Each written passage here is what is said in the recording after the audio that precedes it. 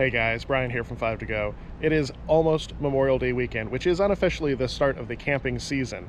And we've also been getting ready for an 8-week-long caravan across the middle of the United States for the summer. And I've been giving a lot of thought to moving more because we've been mostly stationary for the last few months here in Central Florida. And we haven't been driving a whole ton. You know, we did a little trip down to the Keys and back.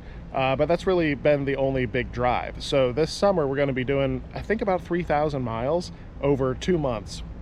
So I've been giving a lot of thought to safety and maintenance and all that sort of stuff. So I wanted to go ahead and share some tips with you guys, go over a couple common mistakes that we see other RVers doing. This is mostly about motorhomes, but a lot of these tips can apply to any kind of RV. So let's get started. Okay, first things first is kind of a sore subject with motorhome owners. Motorhomes are great. They're much easier to maneuver. They kind of carry everything in one place. It's kind of like a hop in and go sort of situation. You don't have to mess around with trucks getting hooked up and all that stuff. But that can also kind of lull you into a sense of safety, maybe. We have seen videos, we've seen pictures, we've seen whatever online of people not being buckled up, making meals, going to, well, not pictures of people going to the bathroom, but hearing people talk about going to the bathroom while driving down the road, taking naps on beds, laying down on couches, all that sort of stuff. Guys, you're in a vehicle. You are going 60, 65, 70 plus miles per hour down the road. If you are laying in a bed or sitting on a toilet or standing in the kitchen preparing something, and whoever's driving has to slam on the brakes or, God forbid, goes off the road or runs into something, physics always wins. So I know it can be really tempting because you are basically driving around in your living room, in your bedroom, in your bathroom, and it's easy to be, you know, just pop up and grab something real quick, and that's probably going to happen. It's probably okay for that 5 or 10 seconds. Please don't lay on the bed. Don't take a nap. Don't lay down on the couch. Please be safe. Like that is the number one thing that kind of bugs me about motorhome ownership, is people get a little bit lax about how to behave while this big box is hurtling down the road. So just be careful. A couple other things to keep in mind while maneuvering one of these is your height and tail swing. We have a video from a couple months back all about tail swing. I put the drone up and I showed, you know, how much tail swing there is on a 37-foot motorhome, and it's more than you might think, but it's pretty easy to manage. So if you want to know more about that, go check out that video. There's a link up here. The other thing with height is these things are really tall. I know travel trailers are a little bit tall, and then fifth wheels, I'm looking at a couple back here that are just as tall as this. So this is really a tip for everybody. Know your height, and if you're driving under or near anything that is low-ish, make sure that you're going to fit. And don't just assume because it's a place for vehicles that you're going to fit, because there was a gas station, I'm pretty sure it was a Love's, right off the highway in the middle of Kentucky, and I was pulling in. This is when we were coming from Colorado out to Virginia last summer, and Erin was driving behind in the van, and I was pulling into this gas station, and all of a sudden she comes screaming up next to me, honking her horn, waving her hands and yelling at me. So I just stop. I think, you know, did I hit something? Is there someone in front of me? Something I don't know? And she points up, and the awning, you know, the cover over the pumps where I was pulling in to get gas was like 11'3", which is way short for this thing. And I was in that mindset. I was like, it's a gas station. Vehicles come in and out of here all the time. I figured it was going to be okay, and I just wasn't paying attention to that awning over the gas pumps. So don't make any assumptions about how tall things are. Just be careful. I know some people like to put a little sticker up on their windshield or on their dashboard that has their height, their weight, their length, their width, you know, that important information. So if you're rolling up on a bridge that says, you know, 10-ton limit or whatever, you know, just at a glance if you're good for that. And speaking of towing vehicles, another word for that is towed, like the little cousin of the frog, a toad. If you are pulling a car or a truck or whatever, if you have a toad, one thing to keep in mind is you're not going to be able to back up There's not going to be any reversing while you have that towed behind you. You could probably get away with a couple feet here and there, but you're not going to be backing into a campsite, or if you end up on a one-way street or whatever, or need to do a weird turnaround, you're going to have to disconnect your towed vehicle in order to turn around or do whatever it is you have to do. So try and plan ahead. It is kind of annoying.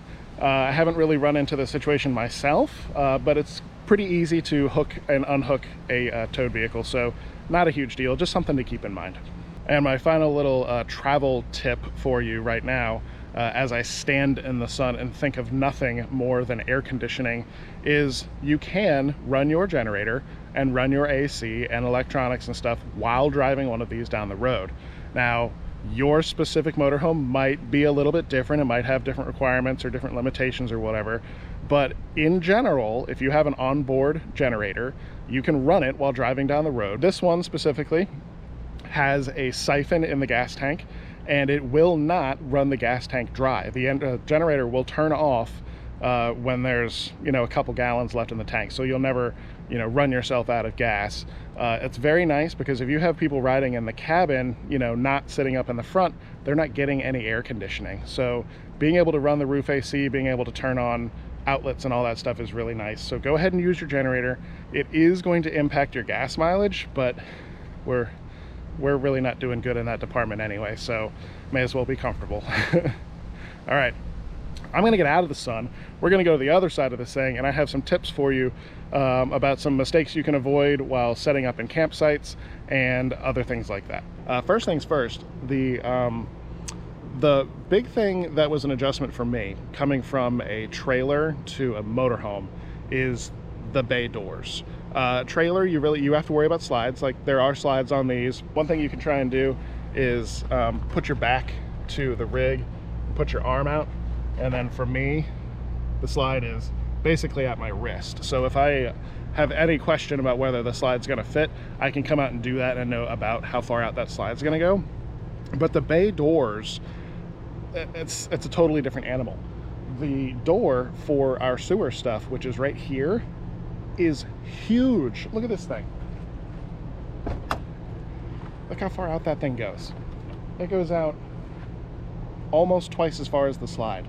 So you can do some things, like if this bay door can't open all the way, like if you can only get it to here, you can probably squeeze in and do what you need to do, but that is so annoying. So when you are dealing with things like the power post or trees, other RVs, any number of things, keep in mind where your bay doors are, how they open. Some open up, which that's gonna be way easier to deal with. Some swing open like that. Some are out on slides. There's some motorhomes where the bay doors actually come out with the slides. So then you're gonna be opening even farther out into space. So just know where all that stuff is, be aware where that stuff is, and keep that in mind while pulling into a campsite. Another thing to keep in mind that we run into not super often here in Florida, but I'm sure we will run into it this summer, up on top of your slides or on top of your rig, make sure that you're not stopping with limbs resting on the RV. And also think, if it's going to rain, those limbs are going to get heavier and they're going to droop. So if there's a limb resting up on that slide topper and the wind blows and starts doing whatever, it could rip that slide topper. It could, scrape a hole up in the top of the roof. It could do any number of things. So just keep in mind, again, you're tall, so you're going to have things that you're going to run into. So you just don't want things resting up top there and doing any sorts of damage to these things, because that's a pain to replace. Another thing that I was not really thinking about when I went from a trailer to a motorhome is the windshield is really big, and it's not tinted because you can't drive, and it's not legal to look through like a tinted windshield.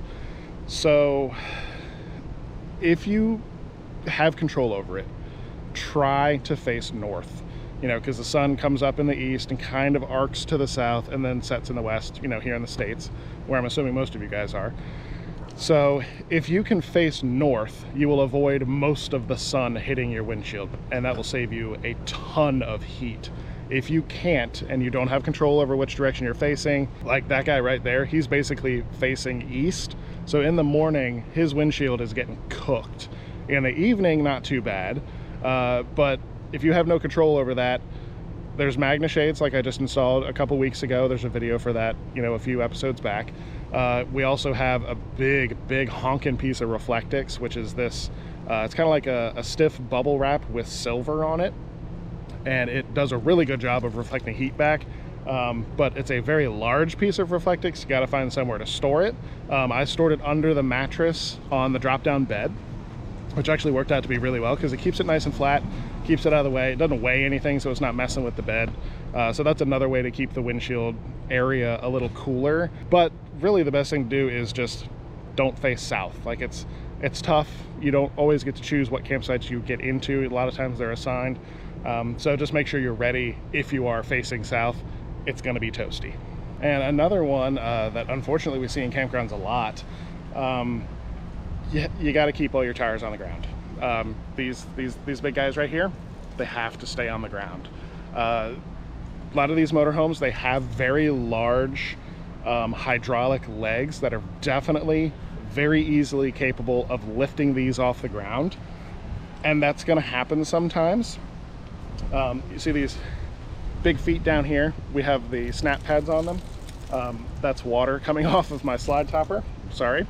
But the issue is if you have your tires just sitting up in the air, the suspension components are going to be extended and have a whole lot of weight just hanging on them. That's okay for short amounts of time, you know, if someone's changing a tire or doing maintenance or whatever. But if you're sitting like that for days or weeks or even a month at a time, it's going to put undue stress on those components. You really need to get your tires supported. The front tires, it's not hard to do. We have leveling blocks, you know, those stacking yellow blocks, we use those. And what some people will do is they'll put them down and they'll drive forward or backward onto them. What I like to do is, you know, once we are in our spot, we don't necessarily know if the tires are going to come off the ground. So if we go through the leveling process and, you know, the front tires are off the ground or wherever, what we'll do is I'll go a little bit higher, just put it into manual mode and run the legs higher, and then put the blocks underneath, reset everything to flat, and then go through the leveling process again. And then your tires will be sitting on the blocks without having to mess around with driving backwards or forwards a lot.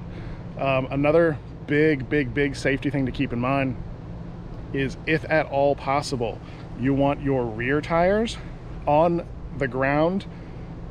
All 4 of them, however many you have, they need to be on the ground. If they have to be on blocks, it's okay. It's less than ideal. The main reason for that is that's where your parking brake is. If you have these off of the ground, you don't have anything keeping this from rolling backwards and forwards. If at all possible, make sure that these things are on the ground. If you have to block them, do it safely. And the 2 final things while we're over on this side, talking about slides again. Our RV requires the engine to be running to operate the slides in and out, because apparently the motors can hit low voltage state, which is bad. Not all RVs are like that. I know our trailer, we could run the slides in and out anytime we wanted. It wasn't a problem. We have run these slides in and out without starting the engine, but they do run a lot slower, and apparently that's bad. We didn't know that. We were told about that through some very helpful comments. So since then, we have checked the manual and confirmed that the engine is supposed to be running to run these in and out. The landing gear or the leveling legs will not run at all unless the engine is running and the parking brake is on. So there are some systems that have lockouts, so you just need to make sure you know what's what. I was on one of the Facebook groups the other day, and someone was having issues with the new rig and not being able to run slides in and out, and that's because their engine was running. Apparently you can't run the slides in and out on whatever their RV was with the engine running, so it's the complete opposite of ours. So just make sure you look in the manual, figure out what your hardware requires, and it's going to make things much better. And the final thing over here is motorhomes are way easier to park and maneuver into campsites. This is a back-end site, and I know a lot of people prefer pull-throughs, but back-end sites, not that difficult. When we had the truck and trailer, there was a lot more like wiggling, and adjusting to the side is a real pain and all that. But this thing here, super easy. It's basically just a big truck. If you get into the site and you need to be like a foot to the left, you can just kind of, you know, do one of these and you're good. Whereas in a trailer, it's all that fiddling. If you've had to do it, you know exactly what I'm talking about. But just because it's easier doesn't mean that you don't need a spotter. So make sure you have a spotter with you if at all possible. There are things that are hard to see. All these cameras and mirrors and all that, it's still, you're not going to see everything. So if you're by yourself, get out and walk around, kind of make a mental note of where things are. If you can have a spotter, that's even better. Make sure you have a language figured out. Over the past few years, Erin and I have kind of fallen into just saying driver and passenger side, because if she's facing one way, her left may not be what my left is. Driver side is this side, passenger side is the other side. So there's no ambiguity there. So driver and passenger works well. Hand signals are good. We did start with walkie-talkies, and I have a story about walkie-talkies, and I'm not going to share it here because it involves a lot of expletives. So let's just say that we use cell phones now. They're hands-free. There's no delay. You can talk over each other. They're just much better. If you are in a place without cell coverage, open a window and yell back and forth. Walkie-talkies, no, don't like them. Okay, let's head back over into the sun and talk about some maintenance and loading and items like that. And got to go over to where I store my tools. So back over here in the sun, one thing that is easy to do in a motorhome is to carry around a ton of stuff. Motorhomes can carry a lot more weight, but they also have a lot more storage than most trailers or fifth wheels do. So make sure you're not carrying around a whole bunch of unnecessary stuff, because every little thing adds up. You do have weight limits, you do have payload limits, so make sure you know those and make sure you stick under them. And if you're towing a vehicle, make sure that all those numbers are correct. But when it comes to loading your stuff in, make sure you balance things as well. Like, don't have all of the heavy stuff on one side and like all the light stuff on the other side, because it's going to wear your tires differently. It's going to throw things off a little bit. So what I try to do is, this last bay here has most of my tools in it, and tools can get a little bit heavy. I have just essentials, and we'll get to those in just a second.